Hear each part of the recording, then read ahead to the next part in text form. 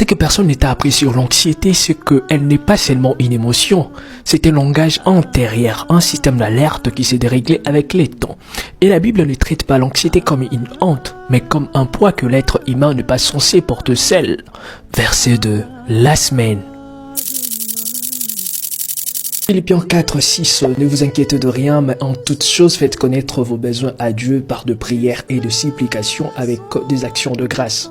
Ce verset n'est pas une injonction à ne plus jamais être anxieux. C'est une révélation. L'anxiété n'est pas censée être gérée en solitaire. Ce que personne ne t'a appris sur l'anxiété. 1. L'anxiété n'est pas un signe de faiblesse, mais de surcharge. On t'a peut-être fait croire que l'anxiété signifie que tu es fragile. En réalité, elle signifie souvent que tu as porté trop longtemps ce que tu n'étais pas censé porter seul.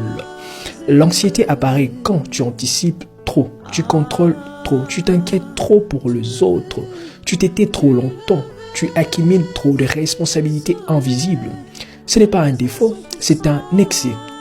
2. L'anxiété n'est pas irrationnelle, elle est mal dirigée. On dit souvent tu stresses pour rien, c'est faux. L'anxiété a toujours une logique, mais elle se trompe de cible. Elle amplifie ce qui pourrait arriver au lieu de te ramener à ce qui est réel. Elle te protège mais trop fort, trop tôt, trop souvent. 3. L'anxiété n'est pas un manque de foi, c'est un appel à la relation. 4. L'anxiété n'est pas ton identité, c'est une réaction par quelqu'un d'anxieux.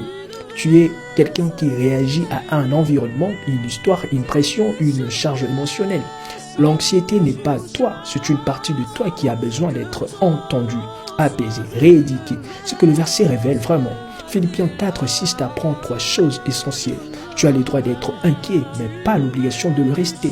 Tu n'es pas censé gérer tes inquiétudes seul. Tu peux le déposer.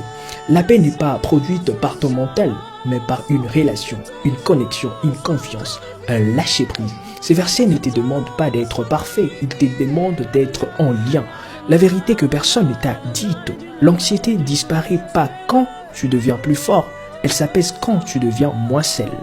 Elle ne se calme pas quand tu contrôles plus, elle se calme quand tu décharges ce qui te dépasse. Elle ne se guérit pas par la performance, elle se guérit par la présence. La tienne, celle de Dieu, celle des autres. Je ne suis pas pasteur. Que Dieu nous bénisse.